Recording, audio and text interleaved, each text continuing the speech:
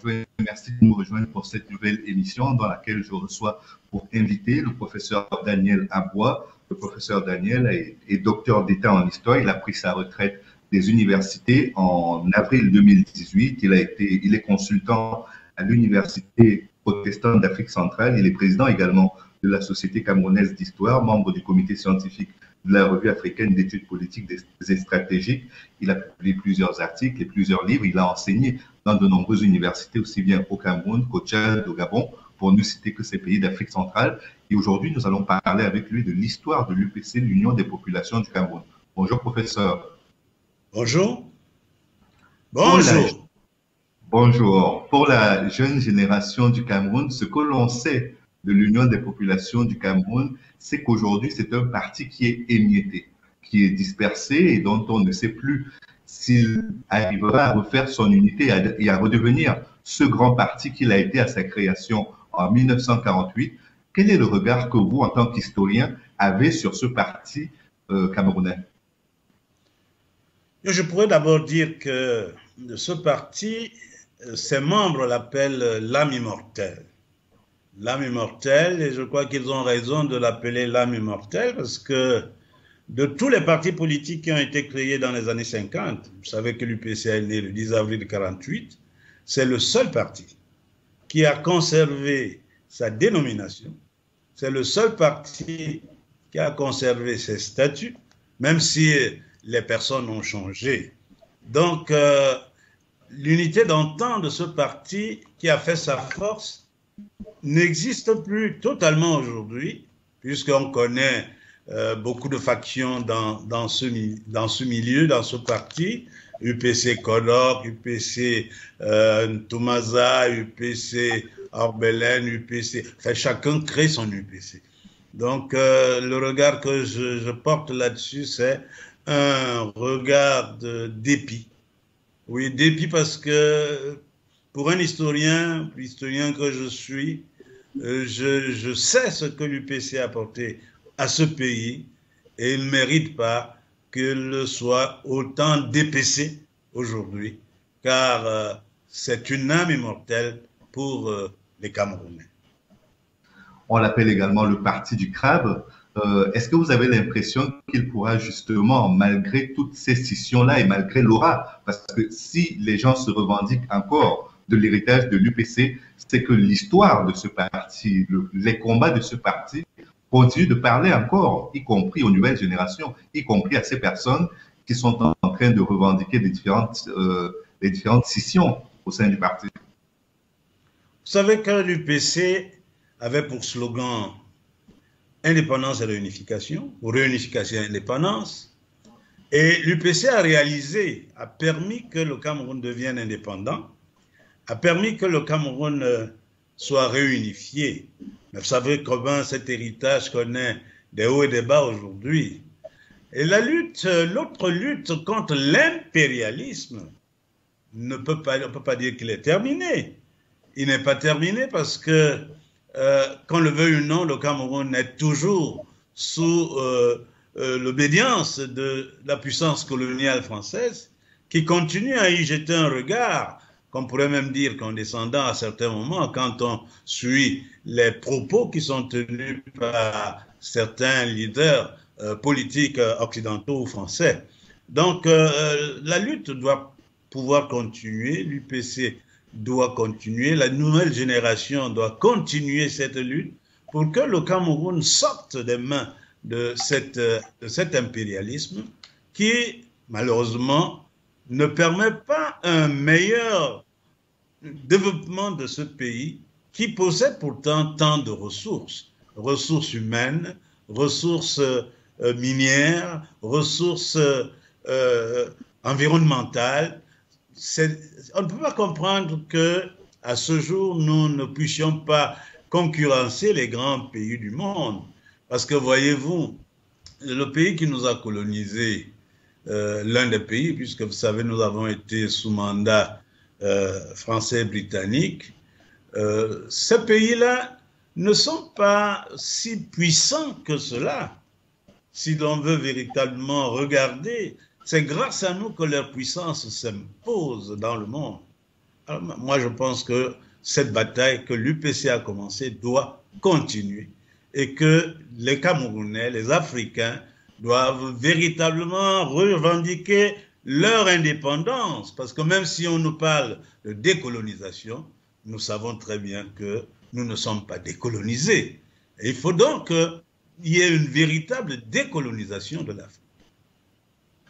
On est d'accord sur le fait que la lutte pour la décolonisation du continent africain n'est pas complètement terminée. Certains disent même qu'avec la lutte pour le changement de nom du franc CFA, on est encore en plein dans cette lutte pour l'indépendance, puisque c'est l'un des liens qui nous relie encore, l'un des liens qui nous attache encore à l'ancienne puissance coloniale. Mais ce vers quoi je voudrais que nous retournions, c'est sur l'héritage même de l'UPC. Aujourd'hui, l'indépendance et la réunification ont été obtenues. Est-ce que selon vous, le fait qu'il y ait les différentes factions au sein de l'UPC représente un affaiblissement ou alors une pérennité, puisque c'est un parti qui est censé être immortel? Est-ce que cela démontre que le parti a véritablement gagné son combat pour l'immortalité, ou cela montre au contraire qu'il s'est affaibli et que son discours, avec le temps, a perdu de sa pertinence?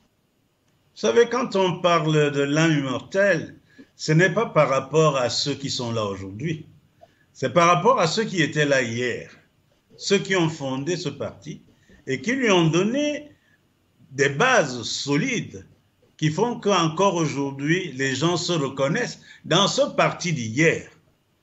Ce parti d'hier. Aujourd'hui, l'UPC existe de nom. Vous savez même que quelqu'un avait réussi à aller à l'OAPI pour s'approprier cette unité de ce parti-là. Mais c'est grâce à ce qui s'est passé hier. La propriété intellectuelle.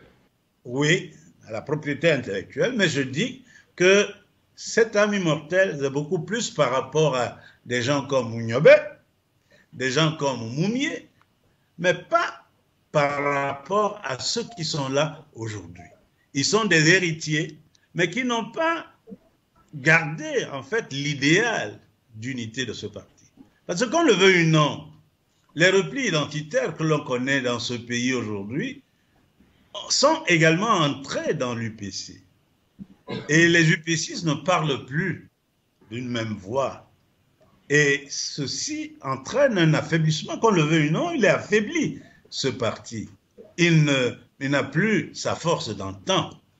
Et vous savez, pour nous qui avons lu, qui savons ce que l'UPC a fait pour ce pays, qui sommes quelque peu UPCistes en l'âme, nous sommes plutôt gênés de voir ce que devient ce parti aujourd'hui, alors que hier encore, pas plus tard que dans les années 70, non, l'UPC avait toute sa place dans ce pays. Mais les querelles des individus font que l'UPC, oui, s'est affaibli, il faut le dire, s'est affaibli. Est-ce que vous pouvez considérer aujourd'hui que ceux qui se prennent pour les héritiers de tous les leaders que vous avez cités, qu'il s'agisse de Ruben Oumniobé et de tous les autres, est-ce que vous estimez qu'il s'agit d'héritiers indignes du combat de leurs prédécesseurs? C'est bien ce que je suis en train de dire. Chacun veut être Oumniobé, sans avoir le charisme de Oumniobé, sans avoir le tempérament de Oumniobé, qui à aucun moment de sa vie ne s'est considéré comme appartenant à un groupe. Il s'est considéré comme appartenant au Cameroun. Le Cameroun est une entité, une et indivisible, malgré la diversité de ses ethnies, malgré la diversité de ses langues. Ces gens-là, Oumniobé, quand il parlait Cameroun, il parlait Cameroun. Aujourd'hui, chacun parle Cameroun 2. Cameroun 2. Et ça, qu'on le veuille ou non, sont des héritiers, mais qui n'ont pas su approfondir l'héritage qu'ils ont reçu, qui ont plutôt dévoyé quelque peu cet héritage-là, au point que, vous savez, aujourd'hui, ce parti politique, quand il y a des élections, on ne voit pas ce qui gagne, on ne voit pas véritablement sa force, alors que même avec les tripatouillages de la colonisation française, l'UPC restait une référence dans ce pays. Aujourd'hui, je pense que ce n'est plus le cas.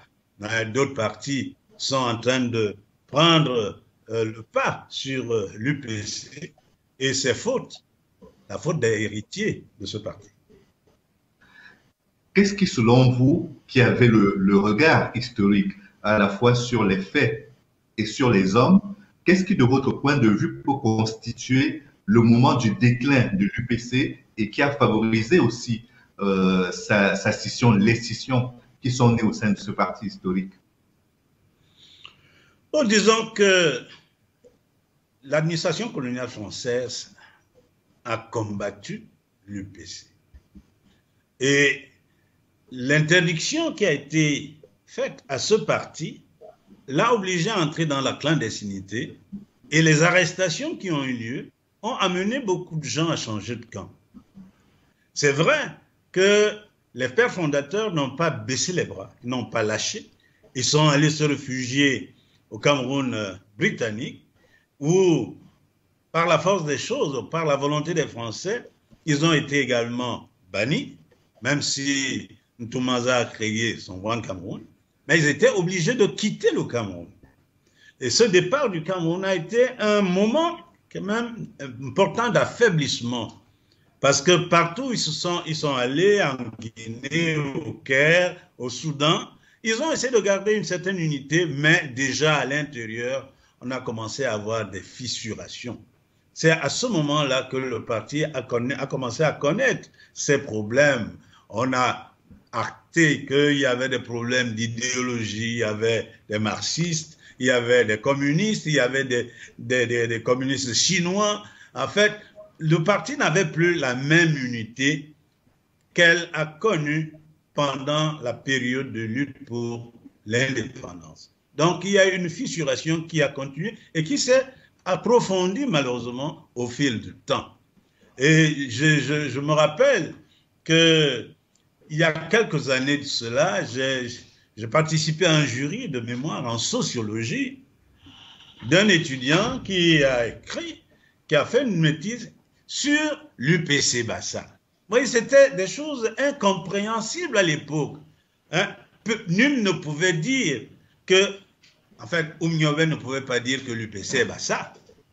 Puisqu'en fait, vous savez que les conférences qui se sont tenues à Tchang et à autres, c'était montrer justement l'unité du Cameroun. Et on sait que tous les UPCistes fondateurs, partout ils étaient affectés, parce que l'administration coloniale a voulu casser son mouvement, partout ils ont été affectés, ils en ont profité pour installer des cellules de l'UPC. Donc aujourd'hui, véritablement, la situation a énormément évolué et l'affaiblissement s'est agrandi. Vous vous rappelez, quelqu'un venait de me parler de Wungli Masaga. Oui, quand il est revenu dans les années 90, il croyait qu'avec son aura, il pouvait reconstituer cet UPC qu'il a connu, cet UPC d'antan. Mais nous savons que les fissurations ont été si grandes qu'à un moment donné, lui-même a décidé de créer son parti politique, même s'il est revenu vers l'UPC. Non, ce que je veux dire, c'est que l'affaiblissement de ce parti a commencé quand il y a eu cette dispersion des leaders. Vous savez, Moumié, quand il est mort seul à Genève, hein, il est vrai qu'on parle de Tchapchet qui était avec lui, qui venait de France, mais il est mort seul. Et il a été enterré à Conakry. Bon, est-ce que les autres UPCistes ont continué la bataille? Non, je pense que la fissuration a commencé là-bas. Elle ne fait que s'agrandir. Il faudrait donc qu'il y ait véritablement des UPCistes convaincus, en tenant compte de l'évolution actuelle de notre pays. Une évolution qui n'est plus la revendication de l'indépendance, hein, qui est là, même si c'est une indépendance quelque peu altérée, mais on est indépendant. On est membre de l'ONU, on est membre de ceci, on est membre de cela. Nous sommes indépendants, oui, même si les autres continuent à nous faire croire que l'indépendance n'existe pas. Et dans un de mes travaux, là, je disais justement, on nous contraint à penser que nous sommes encore colonisés. Et nous le disons, nous sommes néocolonisés. On parle de néocolonisation. Et nous continuons à dire néocolonisation. Nous continuons à dire post-colonie. Non, il faut arrêter ça. Il faut que les Africains puissent véritablement savoir que le temps de la colonisation est terminé. Ceux qui ont réussi à sortir de cette colonisation mentale dans laquelle nous nous trouvons aujourd'hui ont fait une rupture. Bon, ça c'était dans l'ensemble, mais pour l'UPC, il faut justement également revenir à l'esprit d'antan. Cet esprit qui voulait que le Cameroun soit un et indivisible, que le Cameroun n'appartienne pas à une faction, que le Cameroun n'appartienne pas à un groupe ethnique, que le Cameroun est le Cameroun pour tous les Camerounais. Et parce que c'est tous les Camerounais qui doivent être bénéficiaires de ce Cameroun, ils devraient pouvoir se partager les avantages et les inconvénients de ce pays. Il ne faudrait pas que certains aient tous les avantages et d'autres tous les inconvénients, mais que chacun se sente camerounais. Et à mon sens, c'est une bataille qui peut encore être faite, qui doit être faite, parce que les replis identitaires, qu'on le veuille ou non, n'aident pas le Cameroun à aller de l'avant. Le Cameroun a naturellement besoin de rebâtir son unité parce que le combat de l'UPC, c'était celui pour l'indépendance et la réunification. Et je pense que cette réunification, c'était comme vous l'avez souligné, pour tous les Camerounais, pas pour une catégorie seulement, en la défaveur des autres. Mais avant de parler de l'unité du Cameroun, reparlons de l'unité de l'UPC en elle-même. Les courants de pensée dans un parti politique sont des choses normales. Mais à partir de quel moment les courants de pensée deviennent un moyen de division, un moyen d'atomisation d'un parti politique, comme c'est arrivé avec l'UPC. L'histoire de la répression violente en Afrique du Sud avec l'apartheid, par exemple, n'a pas conduit à une division au sein de l'ANC. Au contraire, elle a renforcé l'ANC. Pourquoi au Cameroun, cette violence, cette attaque, cette brutalité à laquelle l'UPC a fait face conduit non pas à renforcer l'unité au sein du parti, mais à le faire imploser? Le problème de l'UPC, c'est les individus qui constituent l'essence de ce parti aujourd'hui. Parce que, et je vous le disais tout à l'heure, quand on a commencé à s'identifier à une idéologie qui n'était pas partagée par un autre membre de l'UPC, il y avait déjà fissuration. Il y avait des communistes, des UPCistes qui se disaient communistes, il y avait des UPCistes qui se disaient marxistes, il y avait des UPCistes qui se disaient chinois, en fait, du communisme chinois. Vous voyez là, à ce moment-là, quand c'est attaché à des individus, à des idéologies, la difficulté de l'unité se fait absolument voir. Et déjà même les pères fondateurs ont connu ce moment quand ils sont allés à l'extérieur. Hein, il y en avait vraiment qui se disaient marxistes, léninistes, qui se disaient communistes chinois, alors que l'idéologie que l'UPC a adoptée dès le départ, c'est de n'avoir pas une idéologie extérieure. L'idéologie, c'était le nationalisme. Il fallait être nationaliste.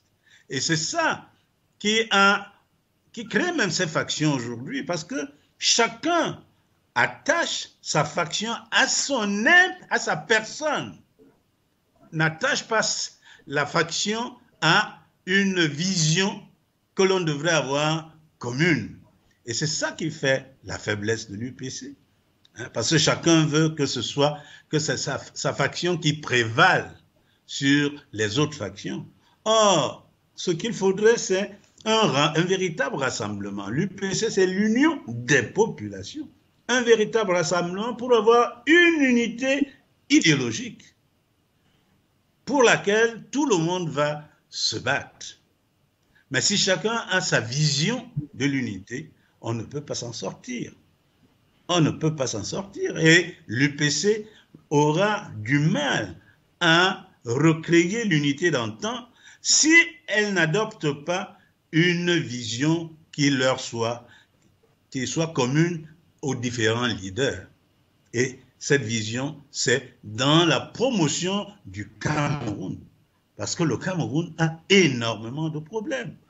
Et il faudrait donc qu'il y ait un parti politique suffisamment patriote pour ne chercher que la promotion du Cameroun et non la promotion des individus. Et je crois que c'est ça qui fait véritablement la faiblesse, même pas seulement de l'UPC, hein, de beaucoup de partis que nous avons aujourd'hui. Même si nous sommes dans le multipartisme, nous savons que ce multipartisme est rattaché à des individus. Hein, chaque parti politique ici est rattaché à un individu. Et on a toujours peur que si cet individu s'en va, le parti va péricliter. Et il y a beaucoup d'exemples que nous pouvons citer. Donc, le drame du Cameroun aujourd'hui, le drame politique, c'est la direction. Et l'UPC avait réussi à accepter une seule direction. Tout le monde pensait la même chose, indépendance, l'unification. Vous avez parlé de l'ANC. Oui, l'ANC a également été une idéologie pour les nationalistes. Il fallait mettre fin à l'apartheid. Ils se sont battus contre l'apartheid. Mais maintenant qu'ils ont réussi à vaincre l'apartheid, regardez ce qui se passe. Est-ce que l'unité de l'ANC est encore celle que l'on connaissait auparavant? Donc, les intérêts des individus entrent en jeu. Il faudrait qu'on sorte de là, dans nos pays africains, que ce ne soit plus l'individu qui soit la vitrine, mais plutôt le pays qui devienne la vitrine pour laquelle chacun doit se battre. La promotion d'un pays, pas la promotion des individus. Mais à la différence de l'UPC, les scissions qui se sont faites au sein de l'ANC, et elles ne sont pas nombreuses, portaient sur les questions économiques. Et donc, le parti qui a été créé n'a pas porté le nom de l'ANC. Or, pour l'UPC, ce sont des partis qui se revendiquent tous du même nom, de la même origine et du même héritage idéologique et politique. Toute la différence est là. Qu'est-ce qui fait qu'au sein de l'UPC, on a cette bataille pour l'héritage commun, mais avec différents leaders qui sont dans des batailles de personnes, comme vous l'indiquez, alors qu'à l'ANC, on a gardé l'unité jusqu'au bout, jusqu'à la présidence du pays. Et c'est après cela qu'on a vu le combat économique l'emporter et faire qu'il y ait une scission entre la jeunesse de l'ANC et une partie des anciens. Oui, vous avez touché le mot. C'est l'héritage du nom. Parce que l'UPC, c'est l'héritage du nom. Ce n'est pas l'héritage de l'idéal de l'UPC. Et c'est ça qui fait toute la différence. On a gardé le nom, mais on n'a pas gardé l'idéal. Puisque chacun se bat pour ses intérêts personnels. Regardez ce qui se passe dans l'UPC. Hein? Chacun qui veut que l'on le reconnaisse comme le véritable Oumyobé, alors que l'autre côté estime que c'est lui le véritable Oumyobé. C'est pourquoi il y a des factions. Donc c'est rattaché à des individus. Le problème même du Cameroun ne les intéresse plus. Chacun veut utiliser l'UPC pour atteindre des objectifs qu'il est seul à connaître. Et c'est pour ça qu'il est combattu par un autre qui veut lui aussi atteindre des objectifs qu'il est seul à connaître. Beaucoup, vous savez, du temps de Frédéric Hollock, beaucoup sont entrés à l'UPC parce qu'ils espéraient avoir un strapontin politique. Utiliser donc le nom pour se faire un nom. Utiliser le nom de l'UPC pour se faire un nom. Est-ce qu'ils y croient véritablement? Ça, c'est une autre paire de manches. Il faudrait vraiment qu'on s'interroge là-dessus. Sont-ils véritablement UPCistes ou n'utilisent-ils que le nom de l'UPC pour se faire une place dans la société? Nous allons arrêter sur cette partie-là. Nous allons nous arrêter à ce moment-ci de l'émission pour passer à un autre chapitre dans cette revue de l'histoire de l'UPC. c'est celle des différents procès d'intention qui ont été faits à ce parti. On a notamment considéré dans l'administration coloniale que l'UPC était un parti rouge, un parti communiste, et dans le contexte de la guerre froide, c'était une quasi-condamnation à mort dans les pays qui se considéraient comme du bloc capitaliste, donc qui était constitué de la France, de la Grande-Bretagne, des États-Unis, bref, de tous les pays qui faisaient partie de l'OTAN. Est-ce que, de votre point de vue, cette accusation était fondée ou pas? Non, il faut simplement comprendre que chaque acteur a sa stratégie. Et si la stratégie du colon français et même colon britannique, c'était de s'attirer les sympathies de la grande puissance de l'époque qui était les États-Unis. Et pour s'attirer cette sympathie et empêcher que justement les Américains n'interviennent dans un sens contraire à leurs intérêts, il fallait dire que le protagoniste est communiste. Donc, on a dit que l'UPC est communiste. Mais vous savez que les fondateurs de l'UPC n'ont jamais accepté qu'ils étaient communistes. Ils se battaient pour l'indépendance du pays. Et c'est justement quand ils ont été chassés du Cameroun, quand on a mis du plomb dans l'aile de l'UPC, que certains se sont rattachés à des idéologies qui ont fait, donc, comme je le disais tout à l'heure, cette fissuration. Donc, l'UPC, les Français voulaient que l'on considère l'UPC comme rouge, tout simplement pour s'attirer les sympathies des grandes puissances. Et vous savez que même l'Église a fini par adhérer à l'idée que l'UPC est communiste. Vous vous rappelez cette lettre pastorale que les évêques catholiques vont envoyer dans les églises pour demander aux chrétiens catholiques de ne pas adhérer à l'UPC, considéré comme communiste. Et dans cette lettre, on disait, ce n'est pas le procès de l'indépendance, mais c'est le procès de l'idéologie à laquelle appartient l'UPC. Donc, c'était une stratégie de guerre. Il fallait bien démontrer que l'UPC appartient à un camp qui est contraire à celui que les États-Unis protègent. Et vous savez, comme c'était dans cette période de guerre froide, chacun va utiliser sa manière. On va nous dire que l'UPC est marxiste parce qu'il y a eu, ils ont été formés par des marxistes, ce qui n'est pas faux. Mais les UPCistes ne se sont jamais considérés comme communistes, mais plutôt comme nationalistes. Mais est-ce que le choix de la couleur même du parti, la couleur rouge écarlate, qui est celle du parti et qui a marqué toute son histoire, est-ce que ce choix n'a pas contribué à renforcer l'idée que c'était un parti communiste? Le drapeau camerounais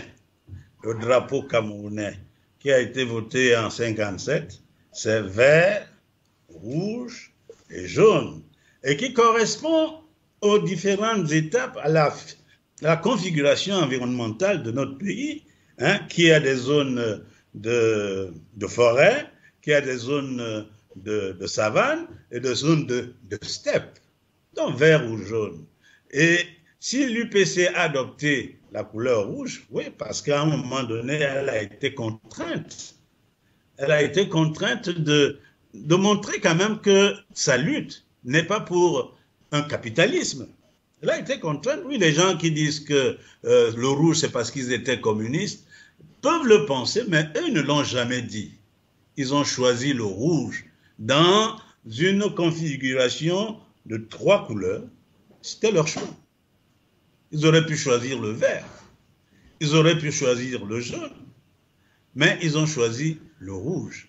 Le rouge, il y a beaucoup de sang versé. Vous savez aussi que dans la lutte pour l'indépendance, beaucoup de Camerounais sont morts. Dans la lutte pour la réunification, beaucoup de Camerounais sont morts. Et pour matérialiser ces décès nombreux, le rouge était la couleur la mieux pensée. Donc, à mon sens, ceux qui veulent, à partir du rouge, dire que l'UPC est communiste, c'est leur droit. Parce que, oui, on a toujours présenté les communistes comme des rouges. Mais l'UPC, et je le dis encore, ne s'est jamais réclamé de l'idéologie communiste.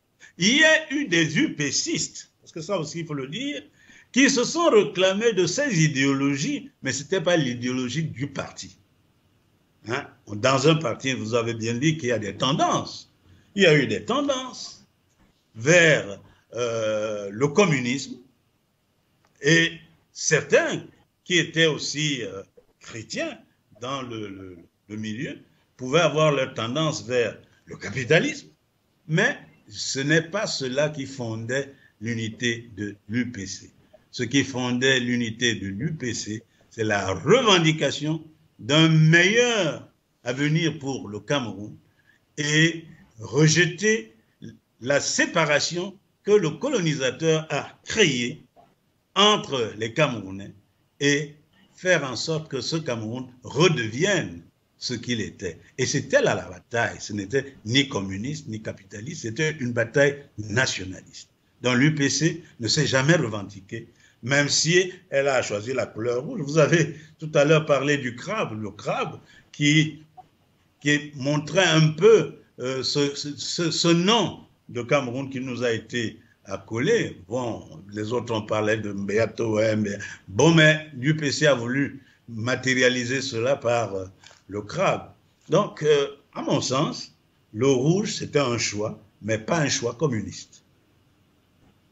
Autre préoccupation ou autre procès qui pourrait être fait, c'est que l'UPC est quand même né au Cameroun dans un environnement syndical. Et les syndicats, les syndicalistes qui ont aidé à la création de l'UPC avaient quand même des tendances idéologiques qui les rapprochaient des communistes ou des socialistes plus que du camp capitaliste. Est-ce que ce n'est pas l'une des raisons également pour lesquelles on considère que même si officiellement les dirigeants de l'UPC ne se revendiquaient pas du communisme, il y a quand même un fort bain communiste dans lequel ils ont été avant la création du parti? De toutes les façons, l'UPC avait un seul combat, combattre le colonisateur, refuser la colonisation. Oui, parce que c'est pour cela que l'UPC s'est battue. Elle ne s'est pas battue parce qu'elle veut être communiste ou capitaliste, non. Le Français qui était là, c'était justement la cible de l'UPC. Et c'est pour ça que les Français l'ont combattu.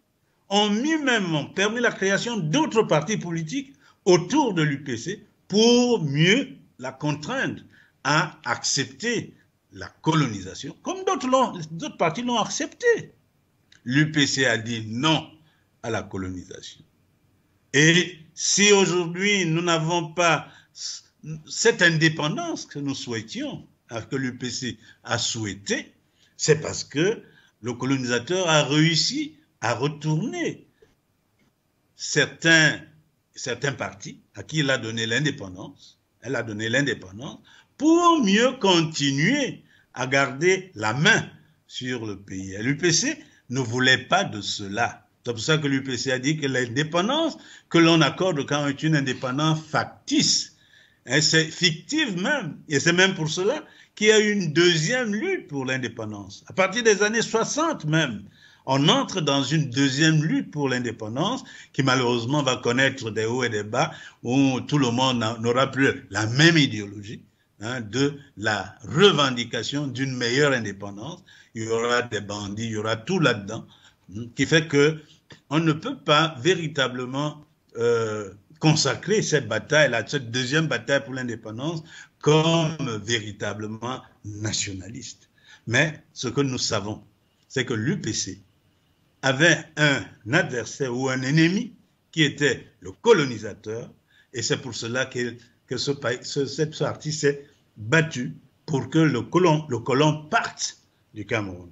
Vous savez que Mesmer, à un moment donné, a pensé qu'il pouvait retourner au Niobé et envoyer Thomas Mongo lui parler pour lui proposer des postes, mais il ne mangeait pas de ce pain-là.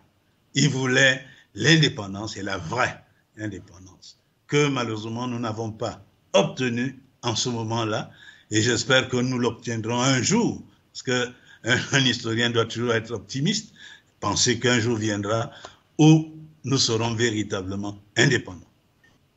Mais quand vous parlez du colon, il y a l'administration coloniale d'un côté, et puis il y a aussi les ressortissants de ce pays colonisateur qui ont aidé. Et c'est d'eux dont je voudrais que l'on parle, les communistes français qui étaient camerounais et d'autres communistes venus de l'étranger qui ont.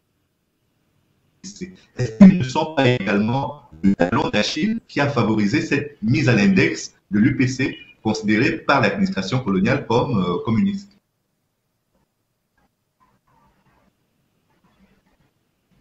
Oui, c'est une bonne guerre. C'est une bonne guerre. Les communistes français ont effectivement aidé à la mise en place de la formation de l'UPC. Oui, nous sommes d'accord. Leur a donné à croire qu'ils ont droit à leur indépendance. Nous sommes tout à fait d'accord.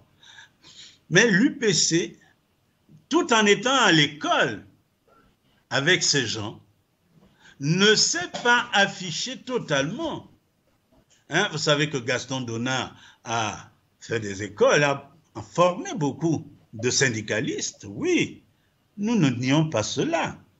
Mais nous disons, et c'est ça la force du Camerounais, hein, tout en acceptant l'idéologie qui leur était enseignée, ils ne se sont pas plongés, c'est-à-dire tout le parti de l'UPC ne s'est pas plongé dans le communisme. Le parti de l'UPC a dit mon seul combat, c'est la réunification du Cameroun, l'indépendance du Cameroun. Voilà son idéologie. Ou bien, comme on l'avait obligé à enlever ces deux termes, il a dit pour un meilleur standard de vie, il faut donc promouvoir un meilleur standard de vie pour les Camerounais. Voilà la bataille de l'UPC. Ce n'était pas une bataille d'une idéologie ni communiste, ni capitaliste. Et qu'on le veuille ou non, oui, je vous ai dit qu'il y avait des UPCistes qui avaient adopté des idéologies marxistes-léninistes, des idéologies du communisme chinois. Il y avait des Camerounais aussi qui ont adopté l'idéologie colonialiste, si on peut le dire ainsi. Donc le Cameroun n'était pas un. Mais l'UPC avait un seul combat et il s'est battu. Ce parti s'est battu pour réussir son combat. Et qu'on le veuille ou non, c'est grâce à l'UPC que le Cameroun a obtenu cette indépendance le 1er janvier 1960. Mais l'UPC n'a pas reconnu cette indépendance et c'est pourquoi dès le 1er janvier 1960, il y a eu une nouvelle guerre d'indépendance qui malheureusement va connaître, comme je le disais tout à l'heure, des hauts et des bas parce que tous ceux qui vont entrer dans cette nouvelle bataille ne sont pas des patriotes. Tous ne le sont pas et beaucoup ont voulu utiliser cette nouvelle quête de l'indépendance comme un moyen de se donner une place dans la société. Vous me donnez là une transition pour aborder d'autres aspects, notamment la contribution de l'UPC et de ses dirigeants à la lutte pour l'indépendance du Cameroun, à l'héritage aujourd'hui que nous avons de l'indépendance des deux Camerouns, oriental et occidental, et puis également leur réunification. Si vous devriez aujourd'hui, en tant qu'historien, ne retenir que 4 noms de dirigeants importants de l'UPC, lesquels donneriez-vous à la postérité? Naturellement, le premier nom, c'est Omiobé, Ruben Omiobé, qui véritablement a incarné la vision d'un Cameroun réunifié et indépendant. Je retiendrai le nom d'un Moumié qui, pendant tout le temps que l'UPC était en exil, a passé son temps à chercher des alliés pour le Cameroun.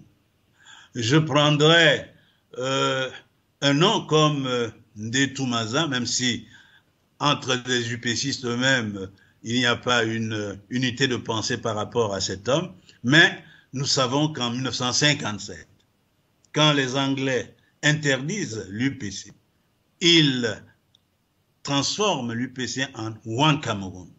One Cameroun pour en fait continuer la bataille de l'UPC sans le slogan, en fait sans la dénomination UPC. Donc lui aussi, on peut le retenir. Il y a Ouandie qui est mort, oui, Ouandie qui a été fusillé à Bafoussam, 71. Il mérite également d'être retenu parce qu'il est rentré au Cameroun pour créer un nouveau front pour la lutte pour l'indépendance. Il y a d'autres noms, l'Indéléné, il y a d'autres noms qu'on peut retenir. Parmi les UPC, je crois bien que c'est de ça qu'il est question. Ne nous dis pas qu'ils sont les seuls à mériter du Cameroun, mais ceux-là ont mieux, à mon sens, mieux mérité de ce pays. J'aimerais que nous revenions sur Rouben Oumniobé parce que il s'est adressé à plusieurs reprises, et vous le disiez, il ne s'est pas limité à l'indépendance obtenue le 1er janvier 1960. Il est allé à plusieurs reprises à l'ONU, bien avant cela, pour s'adresser aux Nations Unies et pas à la France ou à l'Angleterre. Qu'est-ce qui fait qu'aujourd'hui, cette figure de l'histoire de l'UPC et du Cameroun est si mal connue dans son propre pays? Quelle est l'image d'un Camerounais qui est bien connu dans ce pays? Vous savez, nous, historiens camerounais, nous avons fait la remarque que l'enseignement de l'histoire du Cameroun aux Camerounais est d'une faiblesse extrême. D'une faiblesse extrême. L'enseignement se fait à 2% dans les programmes d'enseignement de l'histoire au Cameroun, de l'histoire du Cameroun au Cameroun. Les Camerounais connaissent beaucoup l'histoire de l'Europe, de l'Afrique, d'autres pays d'Afrique, de l'Amérique, mais très peu d'histoire du Cameroun. Vous comprenez donc que à partir de cet enseignement à minima, il soit difficile que les noms émergent. Et c'est pourquoi chacun maintenant crée ses propres leaders. Vous verrez, je suivais encore, je lisais quelque part là, quelqu'un qui disait « Non, ne mêlez pas le nom de mon père à, parce que mon père était... » Vous voyez, chacun crée son héros. Chacun crée son leader. Le colonisateur s'est arrangé à montrer que on doit garder comme modèle ceux qui ont collaboré à la colonisation. Et vous savez, si vous regardez les statuts laissés ici dans nos pays, ce n'étaient pas les statuts des résistants, ce n'étaient pas des statuts de ceux qui ont rejeté la colonisation, mais plutôt des statuts de ceux qui ont apporté leur contribution à la colonisation, qui ont soutenu d'une manière ou d'une autre la colonisation. Et c'est pour cela que l'enseignement même de l'histoire connaît beaucoup de hiatus dans nos pays, parce qu'on préfère que l'on taise un certain nombre de noms. Vous savez qu'il y avait un moment dans ce pays, vous ne pouviez même pas parler, citer le nom d'Oumniobé sans regarder derrière vous, pour voir s'il y a personne qui vous écoute. Parce que la loi sur la subversion, la loi de 1962, faisait en sorte que chacun ait peur de dire ce qu'il pense. Et si on n'a pas enseigné cette histoire, c'est beaucoup plus parce que justement, il ne fallait pas que les Camerounais connaissent cette réalité. Qui connaît les résistants à la pénétration allemande au Cameroun? Qui les connaît? En dehors de ceux que l'on présente et qui étaient plutôt des martyrs de cette lutte. Qui les connaît? Mais ce n'est pas faute que les historiens aient écrit. Et je me rappelle, j'aime toujours à le dire, le premier livre d'histoire qui a été fait pour l'enseignement secondaire et primaire a été écrit par le révérend Pervin. Ce livre n'a jamais été mis au programme au Cameroun, parce que justement, il retraçait une histoire que l'on ne voulait pas connaître ou faire connaître. Et le père me disait, Daniel, est-ce que tu sais que quand j'ai commencé à écrire l'histoire, mon livre sur l'histoire du Cameroun, le directeur de l'Orston de l'époque m'a dit qu'il n'y a pas d'histoire du Cameroun, c'est l'histoire des Français au Cameroun qu'il faut écrire. Et nous sommes restés un peu dans cette réalité. Vous comprenez qu'il est difficile de sortir des modèles. Regardez nos rues. Tous les noms qui sont dans nos rues. Oui, c'est pas les noms. Oui, quand vous parlez de Vin, c'est le père Engelbert Vin. Oui, le père Engelbert Vin, oui. C'était mon professeur, mais c'était également mon collègue. Je dis que le père Engelbert Vin était le premier à écrire un livre sur l'histoire générale du Cameroun, l'histoire du Cameroun, en 1963. Et il a fait des raccourcis de cette histoire pour l'enseignement primaire, l'enseignement secondaire. Ces livres, ça a été publié par le CEPER, CEPMAE à l'époque, mais n'a jamais été mis au programme. Le seul livre qui est écrit à l'époque. Et il faut donc comprendre que ceux qui veulent maintenir l'esprit de la colonisation dans nos pays veulent qu'on enseigne une histoire qui favorise leur colonisation et qui nous permet aujourd'hui d'avoir des choses qu'on ne devrait pas enseigner. Et imaginez que sur le plan économique, quand la colonisation se passait, on n'avait jamais dit que nous étions sous-développés. On disait de nos pays la mise en valeur. On ne parlait pas de développement. Mais quand les Africains ont commencé à revendiquer leur indépendance, on a commencé à parler de sous-développement. René Dumont a écrit ce fameux livre qu'on a pris comme un bréviaire.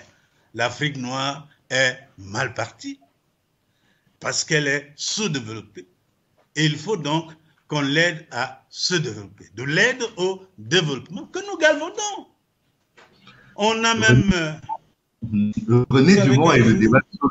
Oui, René Dumont et le débat sur le développement de l'Afrique, je pense que c'est tout un autre sujet que nous pourrions consacrer, un sujet de discussion auquel nous pourrions nous consacrer dans les prochaines... Je ne dis pas non, mais c'est parce que vous m'avez parlé de modèles, de ces Camerounais que l'on connaît très peu, mais je vous dis que c'est une volonté de taire l'histoire, la réalité historique. Je voudrais également, parce que vous avez également cette casquette de président de la Société camerounaise d'histoire, quelle réflexion à votre niveau menez-vous pour que ce que vous dénoncez actuellement puisse changer, pour qu'il y ait une amélioration dans la connaissance de l'histoire et des personnes qui ont fait l'histoire du Cameroun? Vous savez, quand je vous dis que l'enseignement de l'histoire du Cameroun est à 2%, ce n'est pas une vue de l'esprit. C'est une réflexion des historiens camerounais au cours de leur congrès et qui ont pu établir, en regardant les programmes d'enseignement de l'histoire dans notre pays, montrer justement la quantité minimale de cet enseignement. Donc, c'est pas quelque chose que j'ai inventé. Et nous avons demandé que les programmes d'histoire soient écrits par des historiens camerounais. Oui, qu'on nous donne la possibilité d'écrire l'histoire. Je vais même vous faire une révélation.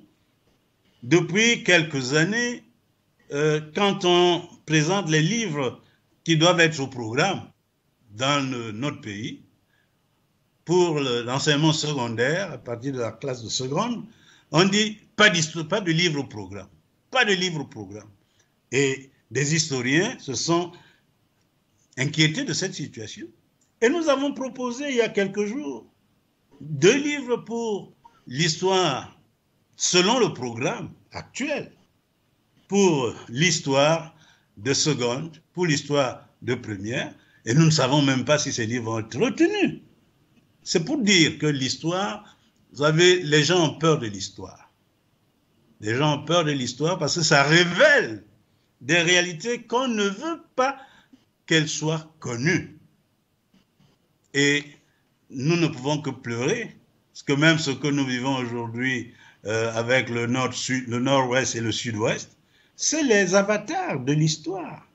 Cette histoire qui n'est pas suffisamment connue et qui permet à n'importe quel charlatan de venir vous dire son histoire. Et les enfants qui n'ont pas été formés à l'histoire du Cameroun sont obligés de suivre. Non, il faudrait que l'on change. Hein, vous me donnez là l'occasion. Quand vous dites qu'on ne les connaît pas, on ne les connaît pas. Pas parce qu'on ne sait pas qu'ils existent. Le président Biya a sorti un texte il y a quelques années pour déterminer quelques figures qui ont apporté quelque chose à l'histoire. Oui, mais ces figures qui ont été reconnues, où les voit-on? Vous avez une rue Oumniobé au Cameroun? Vous avez un bâtiment Oumniobé au Cameroun? Vous avez une rue Mounier au Cameroun? Ces gens qui ont donné de leur vie pour que le Cameroun devienne ce qu'il devient. Donc, nous avons encore ce problème. Nous sommes, excusez-moi le terme, mentalement colonisés. Il faut une décolonisation mentale, véritable, pour que le Cameroun sorte de cet embrigadement dans lequel nous nous trouvons. Parce que nous voulons changer de personnes, mais sans changer de système. On ira toujours dans le même sens. Parce que le colonisateur, d'antan, aime garder la main. Vous croyez qu'on a créé la francophonie parce qu'on nous aime? On a créé le Commonwealth parce qu'on nous aime? Non, parce qu'on veut garder. Au-delà de toutes les considérations qu'il peut y avoir concernant les puissances coloniales et le poids qu'elles peuvent encore avoir dans l'évolution de nos sociétés, quel est aujourd'hui le poids de prescripteur que la société, par exemple camerounaise d'histoire, peut avoir dans les choix de manuels historiques, dans l'accompagnement des mairies pour ériger des monuments, pour baptiser des rues, pour choisir, pour créer, grosso modo, un panthéon des héros camerounais? C'est tout ce que nous demandons. Il est vrai que vous avez utilisé un terme que je voudrais qu'on bannisse également de notre langage, puissance coloniale. Elles sont puissances en quoi? Au moment où elles colonisaient le Cameroun, elles n'étaient pas puissance. Hein? Elles n'étaient pas puissance, ni l'Angleterre, ni la France n'étaient des puissances à l'époque. La seule puissance européenne qui était connue, c'était l'Allemagne. À côté des États-Unis, c'était des nains.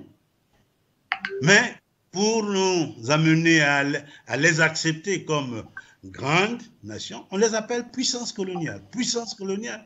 Mais à l'époque, ce n'étaient pas des puissances. C'était des nains qui avaient besoin de soutien des autres pour pouvoir même vivre chez eux. Vous n'avez qu'à voir ce qui s'est passé avec la crise économique de 1929. C'est là où vous vous rendez compte que ces gens qui viennent nous dominer ne valent pas grand-chose chez eux et ont besoin de nous. Ouais, parce qu'ils ont eu besoin de nous pour se valoir. Donc, personnellement, nous, dans la société camerounaise d'histoire, nous sommes disponibles. Et nous l'avons dit que pour les programmes qu'on nous sollicite, nous allons le faire. Quand on nous sollicite pour bâtir les rues, il y a des gens, il y a des noms. Il y a des noms. Les Camerounais ont véritablement façonné leur pays.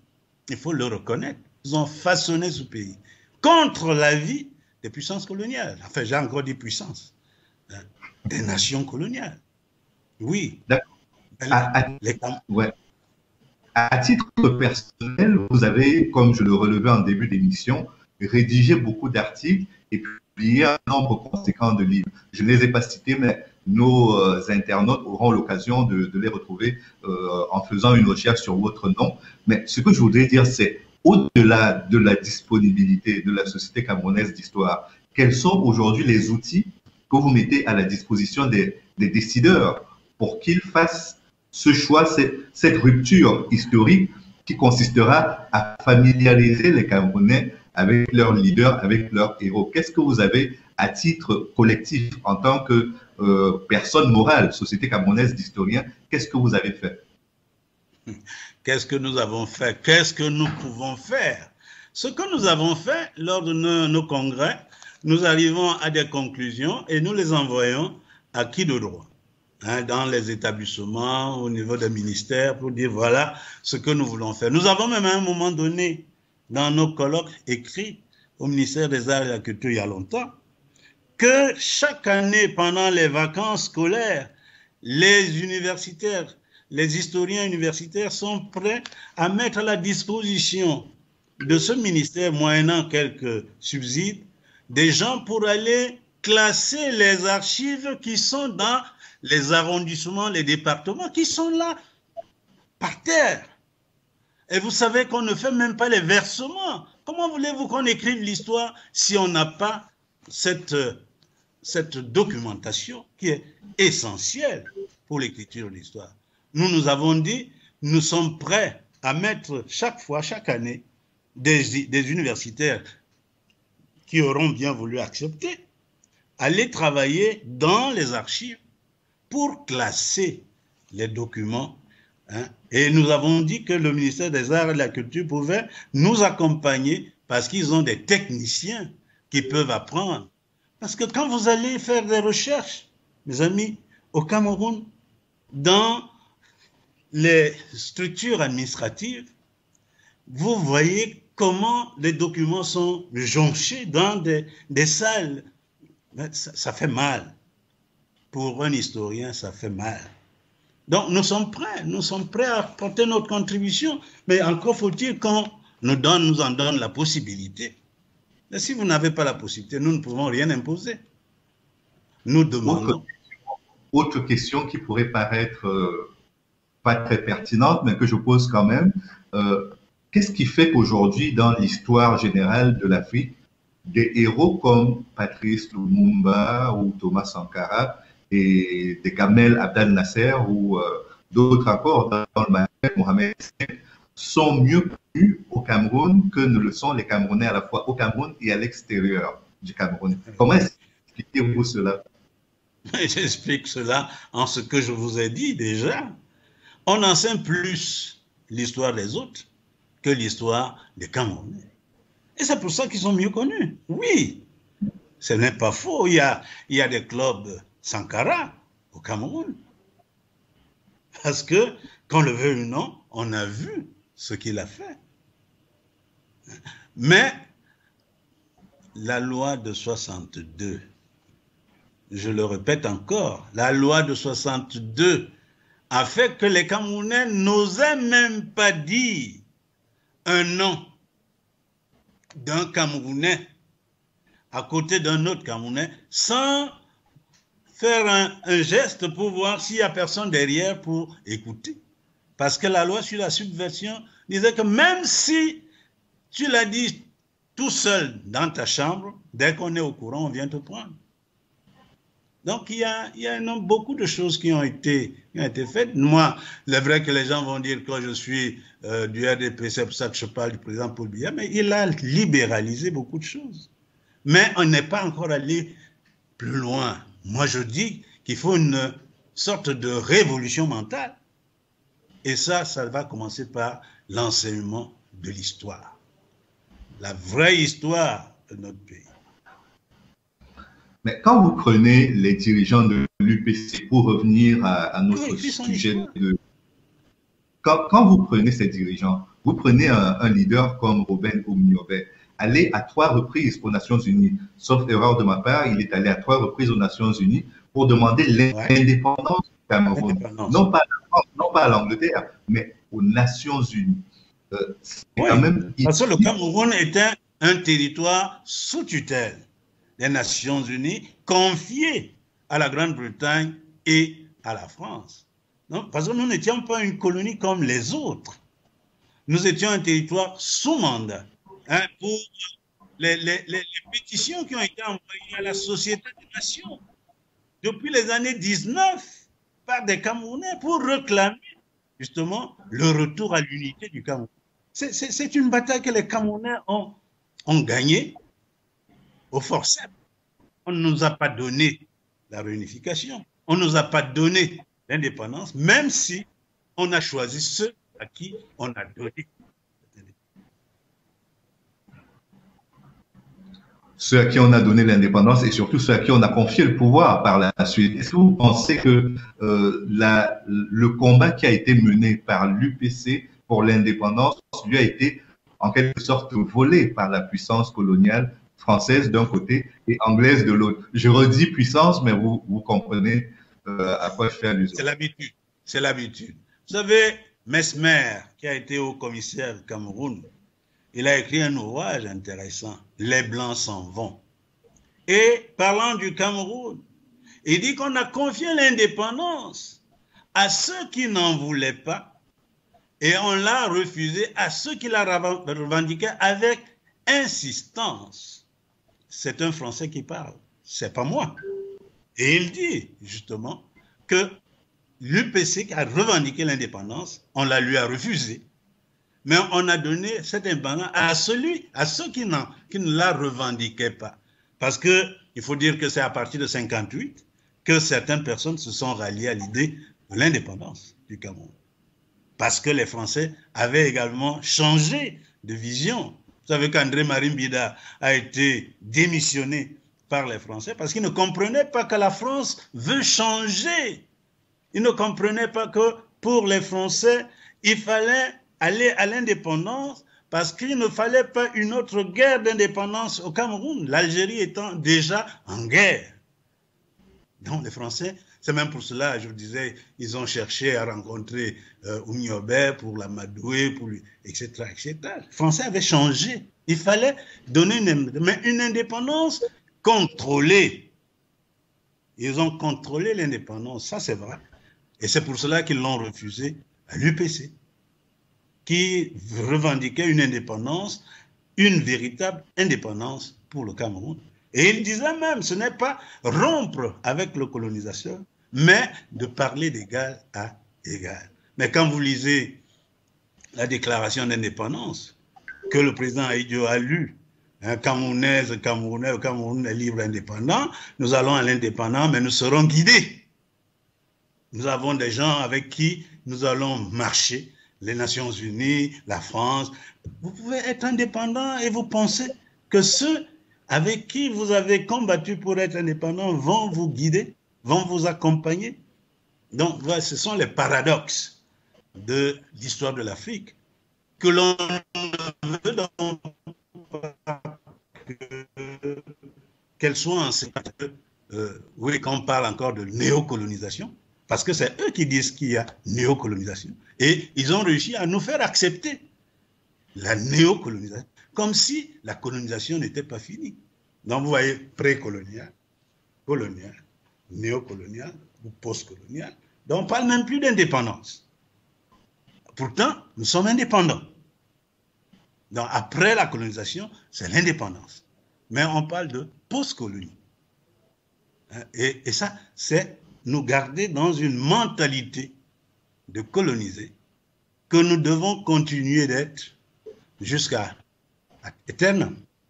Ouais, que nous restions dans l'esprit des gens toujours colonisés. Et moi je dis, mon fils qui est né il y a 40 ans après les indépendances, pourquoi doit-il être post-colonie? Pourquoi mon fils devrait être appelé post-colonie? Il n'a pas connu la colonisation. Pourquoi il doit être post-colonie? Donc nous avons beaucoup de choses. Et c'est par l'histoire que nous pouvons nous en sortir. Concernant toujours l'UPC et ses relations avec la France, il y a quand même eu cet assassinat de Félix Paulin-Mounier en Suisse, qui a été reconnu comme un assassinat auquel des agents français ont participé. Je ne remonte pas à Rouben Oumniobé, dont l'assassinat également a été le fait de l'administration coloniale. Mais est-ce que vous pensez que le moment viendra où cette histoire sera lue un peu comme cela se fait aujourd'hui avec l'Algérie, où on reconnaîtra que ce sont des victimes de la colonisation qui sont tombées justement pour la liberté, l'indépendance, la liberté et la réunification du Cameroun? Est-ce que ce travail est en train d'être fait? Et êtes-vous optimiste quant au fait qu'il débouche dans les prochaines années, dans un avenir proche, sur une reconnaissance par la France des crimes coloniaux commis au Cameroun? Vous savez, vous avez cité un pays qui pour moi est un exemple de ce que l'Afrique doit être, l'Algérie. Parce que l'Algérie a une situation un peu parallèle à celle du Cameroun. J'ai un étudiant qui a fait une thèse justement sur une étude comparative entre la lutte de libération nationale du FLN et du Cameroun. Et vous voyez qu'il y a des similitudes, sauf que les Algériens ont réussi à réunifier leur mouvement de libération. Parce que le FLN, le Front de Libération Nationale, est le rassemblement des partis politiques algériens, qui ont donc eu une seule vision et ont obligé les Français à négocier avec le FLN.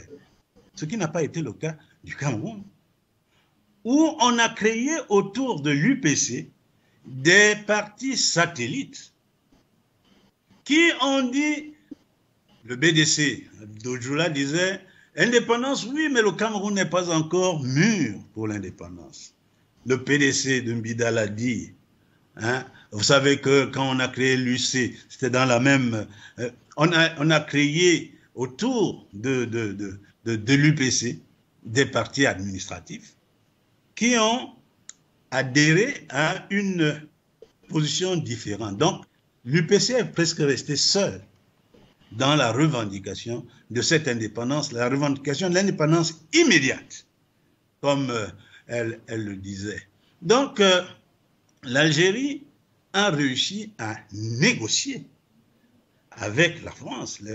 Les accords d'Évian sont connus. Mais chez nous, ça n'a pas été le cas, puisque le seul parti qui revendiquait véritablement l'indépendance et qui avait une idée de cette indépendance, qui avait même créé un comité national d'organisation, qui avait créé le sinistre de la défense nationale du Cameroun, qui a créé l'armée de libération nationale du Cameroun, les Français ont refusé de négocier avec l'UPC. Ils ont voulu négocier avec des UPCistes. Je vous ai dit qu'on a cherché à convaincre Ruben Ouniobé de collaborer avec la France, ce qu'il a refusé.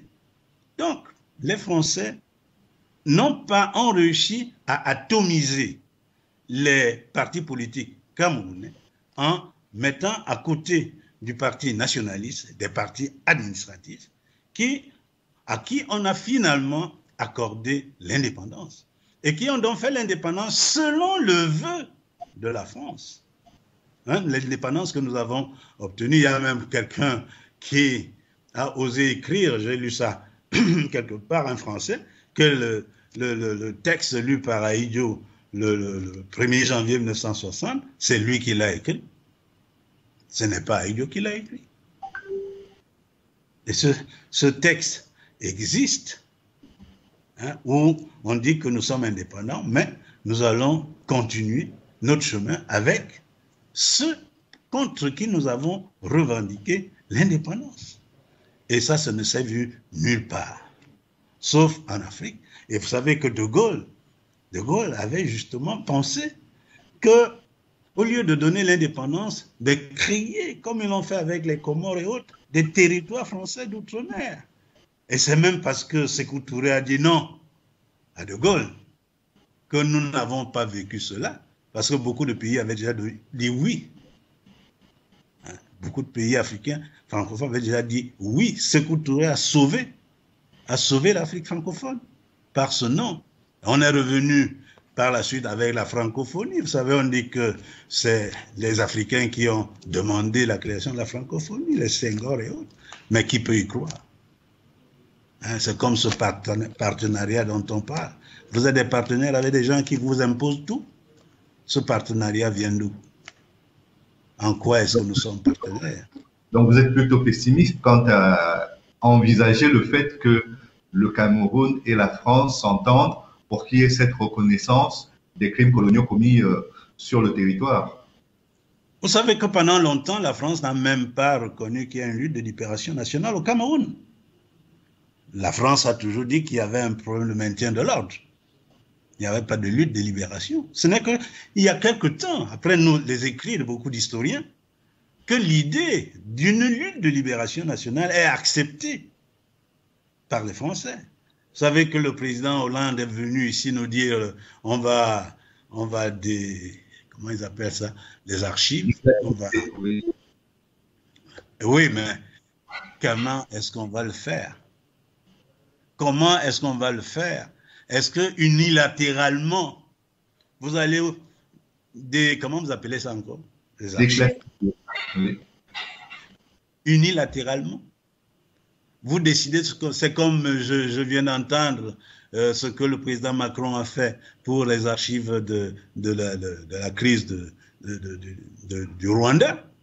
Mais quel est le Rwandais qui a participé à cette libération des archives? Vous restez, vous êtes juge et parti, vous décidez, voilà ce qu'on est. Parce que qu'on le veuille ou non, il y a, vous avez, moi j'ai été à Vincennes pour mes recherches, il y a des documents à autorisation. Oui, on peut vous autoriser à lire, mais ils savent quel est le contenu de ce qu'ils vous autorisent à voir. Et si c'est eux qui sont juges et partis de ce qu'ils mettent à votre disposition, alors finalement, ils choisiront ce qu'ils veulent. Non. Dernière question pour sortir de cet entretien. Vous savez qu'il y a un sommet Afrique-France qui va se tenir à Montpellier très prochainement et que l'historien camerounais Achille Mbembe a été associé à une discussion qui aura lieu en marge de ce sommet. Est-ce que vous auriez des propositions à lui faire? Ou alors est-ce que vous auriez un commentaire à faire sur le fait que ce format inédit pour un sommet Afrique-France associe un historien de surcroît, un historien camerounais, à la discussion des chefs d'État? C'est une question assez délicate parce que ça parle des individus. Moi, j'aime pas parler des individus. Mais déjà, quand on dit un sommet Afrique-France, c'est déjà une insulte pour un continent. Une insulte. Hein, pour un pays, pour tout un continent. C'est une insulte. C'est-à-dire qu'on ne prend pas l'Afrique au sérieux. Hein, quand on dit Japon, Afrique, chacun, quelque petit soit-il, estime qu'il est plus grand que l'Afrique. Et il peut faire une conférence avec l'Afrique. Non, soyons sérieux. Il faut que nous soyons nous-mêmes sérieux, nous, Africains. Quand on dit un comment Afrique-France, ça devrait déjà nous frapper, nos mentalités. Mais pour qui prend-on l'Afrique? Afrique-France. La France est un pays, hein? Et l'Afrique, c'est plus de 52 pays. Et un seul pays va rencontrer tout un continent. Mais non, soyons sérieux. Donc, enfin, ils ont choisi ceux avec qui ils doivent discuter. J'espère que Achille Mbembe ne va pas tomber dans le piège des pères de l'indépendance de l'Afrique francophone. Hein, ceux-là qu'on a choisis pour leur docilité à dire ce que la France attend qu'on dise. Enfin, j'espère que tel que je connais sa mentalité, si elle n'a pas changé, il pourra dire l'histoire et poser les questions qu'il faut. Mais s'il a changé, on verra bien. Merci beaucoup, professeur Daniel Aboua, pour cet entretien.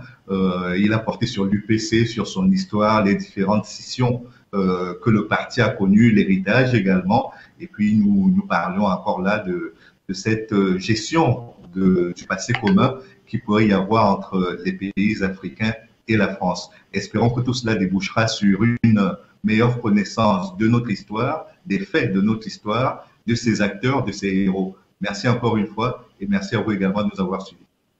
Merci d'avoir pris l'initiative de venir parce que je suis persuadé que ce n'est que par l'histoire que l'Afrique peut réussir à se libérer. Merci. Merci à vous. Nabala bola ye bono, danti mou la bo.